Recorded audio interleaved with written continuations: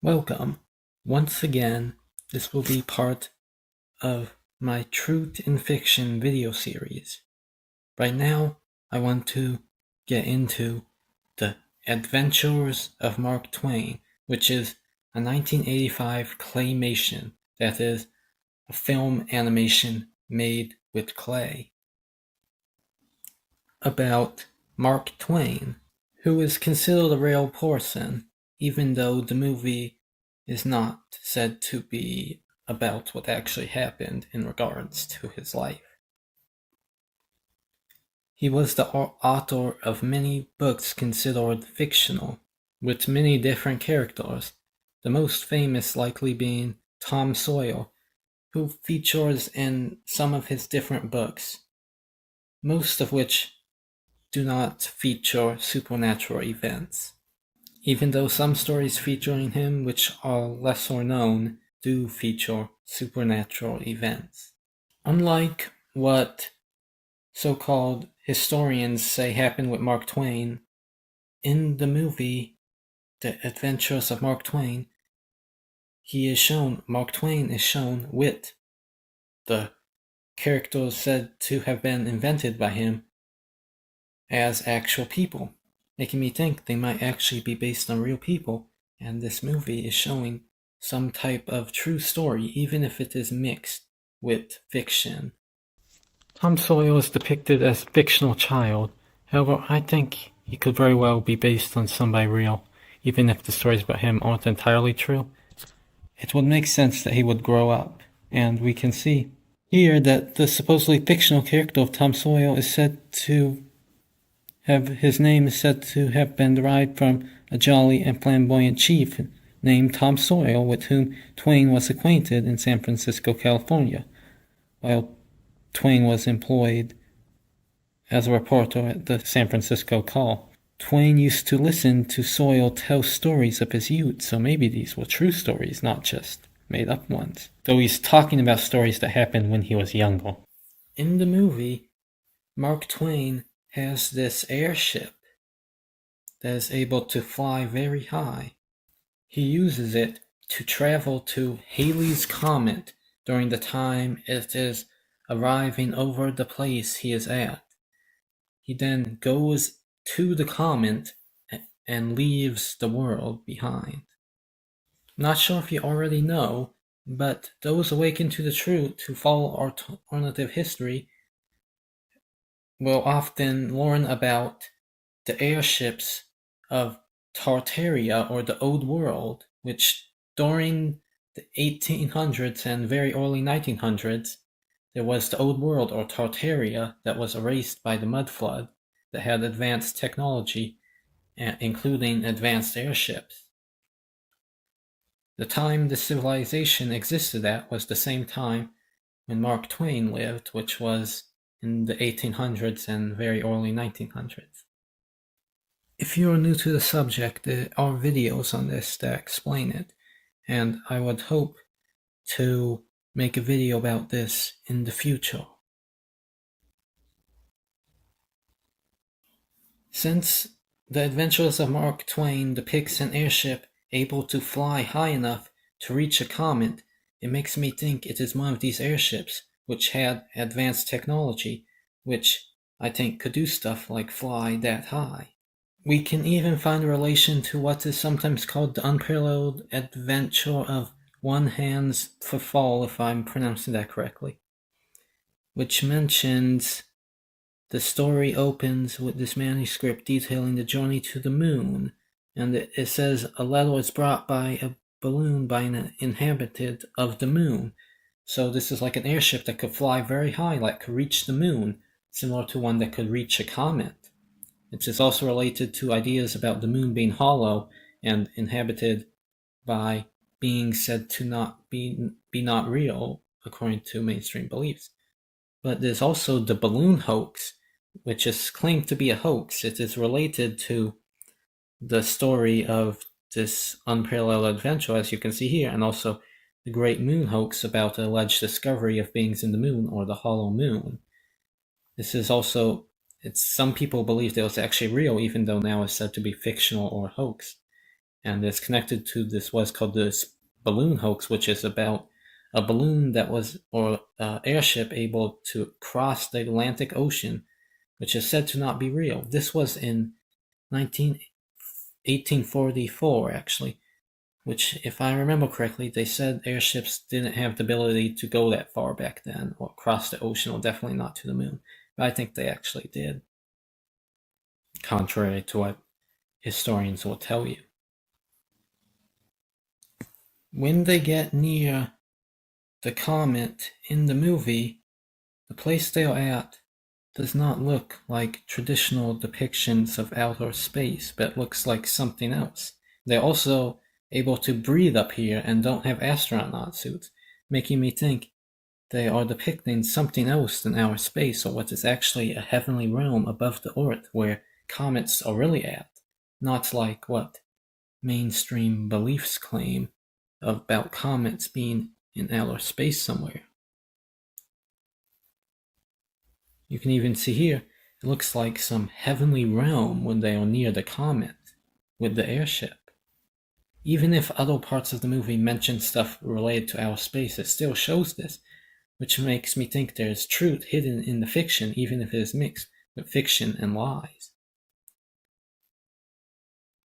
Because it seems like they're actually depicting some heavenly realm as shown on flat or geocentric cosmologies, rather than the fake heliocentric cosmologies with outer space. There's actually an old book written by Mark Twain called Extract from Captain Stormfield's Visit to Heaven, which depicts somebody using some type of airship or flying craft to go to heaven. But unlike in the movie where Mark Twain uses the airship, there's somebody else named Captain Stormfield. Well, I think he is mentioned in the Adventures of Mark Twain movie, but in this original book, Mark Twain does not use an airship to go to the sky or heavenly realm where the comet is. That is something which was supposedly invented in the Adventures of Mark Twain movie. But I think, in reality, this movie is really based on some truth that was lost to history that is connected to this book about somebody using some type of airship or flying craft to visit heaven where the comet really was and is. In one of my earlier videos in this Truth in Fiction video series about My Little Pony, I talk about how laughter is a divine spiritual force. And in the Adventures of Mark Twain, there is a scene where he becomes part of the comet and looks like this heavenly, godlike form in the clouds. Then something similar is said.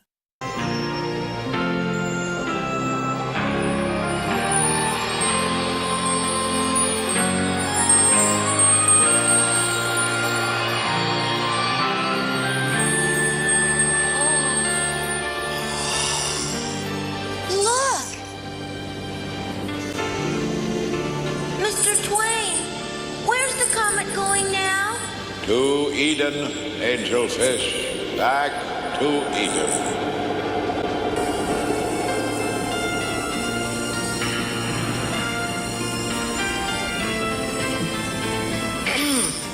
I found this in Adam and Eve's diary.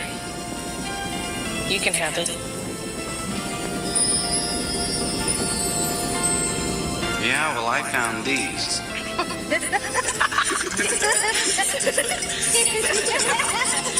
The human race, in all its poverty, has only one truly effective weapon: laughter. Against the assault of laughter, nothing can stand.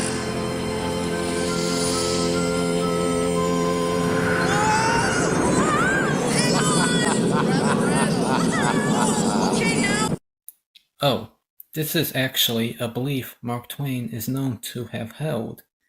But did you notice how he also said something about returning to Eden? Those deep down the rabbit hole of truth know that Eden is the legendary land of Hyperborea, located in the far north, beyond the Arctic, and may have heard about beliefs about a return to Hyperborea. There are resources where you can learn about this stuff if you have not already. If you search in the right ways. Though I have not planned to go over them here. According to historians, Mark Twain was born in 1835 and died in 1910, which was November 30th of 1835 and April 21st of 1910.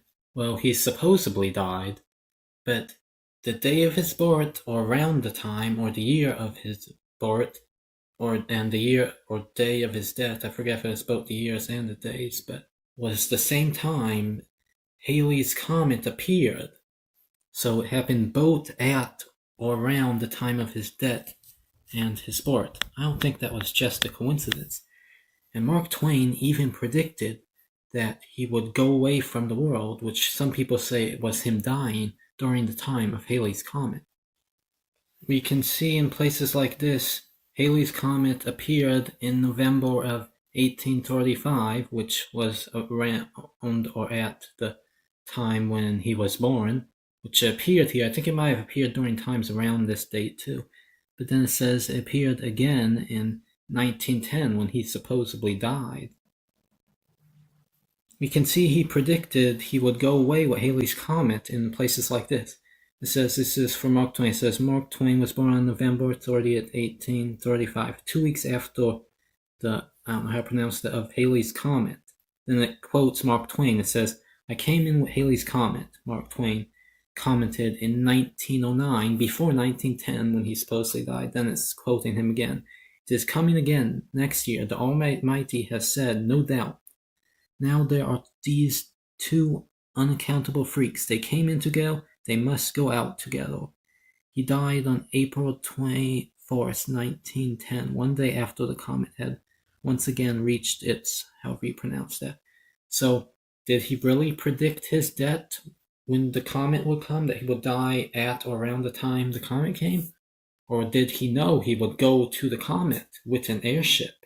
And the story that is found in the Adventures of Mark Twain is actually based on a true story of him flying to the comet, then going away with it, rather than him dying like what mainstream historians claim. While some historians say it was made to be a hoax, some people hold the belief that these historians are making stuff up and that it was really not made to be a hoax when talking about the unparalleled adventure of one Hans Pfaall, even if it is not entirely based on truth, I don't know. But this same story, which I mentioned earlier, was published in 1835, possibly meaning Mark Twain was not born during this time, but this time was when he came to Earth from a heavenly realm above on an airship. So maybe this means he is an immortal being or somebody with a long lifespan or extended lifespan, longer than most people have today. Or maybe or perhaps he was born during this time but sent to Earth from the realm he was born in. Around the time The Adventures of Mark Twain was released, it was actually banned, which makes me think it was banned to hide some type of truth. There's actually a strange scene in the movie with Satan, which I will play now. Fame is a vapor. The only earthly certainty is oblivion. Welcome to the mysterious stranger. Hello, Who are you? an angel. What's your name? Satan. What's the matter? Nothing. Only it's sure a sorry name for an angel. Please, come in. Come on.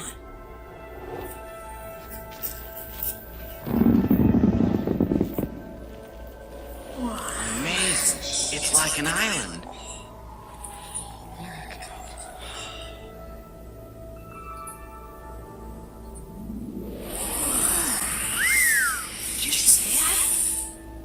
How do you learn to do that?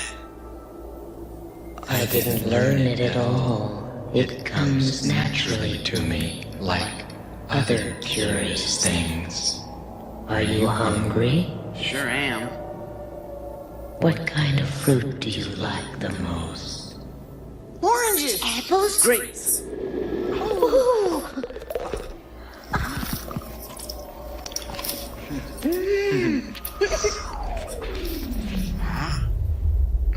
Where'd he go? What happened to him? There. Oh boy. Can we help? You may make some people. I'll make the king and queen. I'm gonna make a soldier.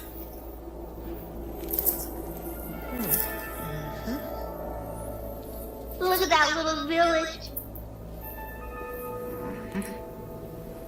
There. Here's a buddy.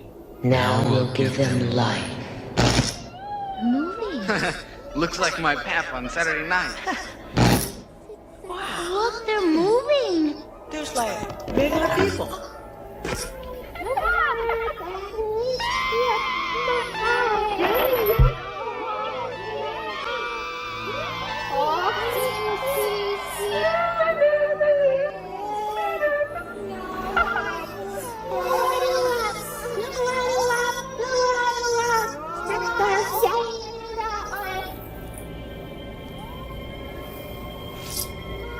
I find you humans quite interesting, even though you are a worthless, greedy lot.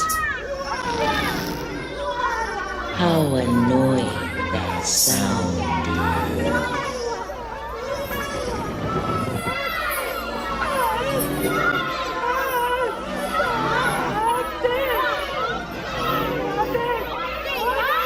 Fools. What fascinations there are on this planet. Strange mortals with curious customs.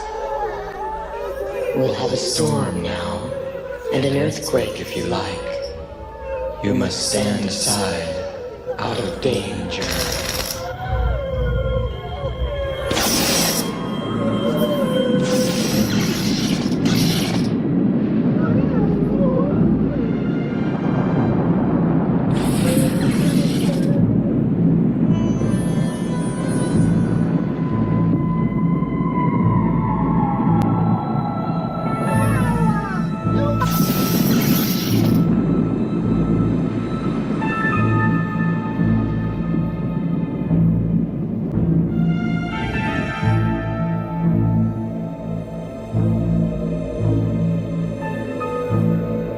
I can do no wrong, for I do not know what it is.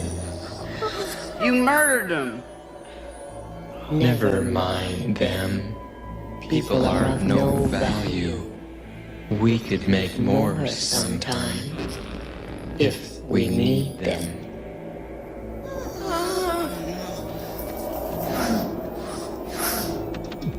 Life itself is only a vision, a dream. Nothing exists save empty space and you. And you are but a thought.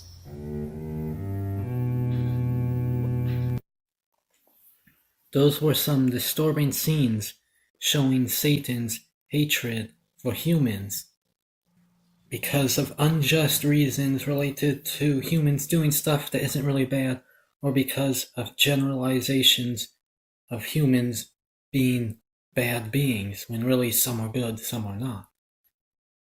However, I still view the bad done by many humans as wrong, so I would say nobody is the good one in this situation. But he also said that life was some type of dream or vision. Many ancient cultures, including those connected to the Bible and others, believed dreams could predict the future. They had people who were called like dream interpreters or something like that, who would interpret dreams or the images of dreams or the signs of dreams. and will try to link them to future events. Just like visions happen in our heads, so do dreams. Visions are spiritual experiences people have that show them the future, either literally of exactly what happens, or symbols or other stuff that represents what happens in the future. In modern times, many people report having dreams that predict the future, whether with symbols or showing what exactly happens. So does Satan in this movie saying that life itself is a dream or vision mean that our physical life is showing what will happen in the future during our longer existence in the afterlife? Like, this is a small hint of what will this life we have here is a small hint of what will happen in the afterlife as some type of vision or dream that can be interpreted as a future prediction.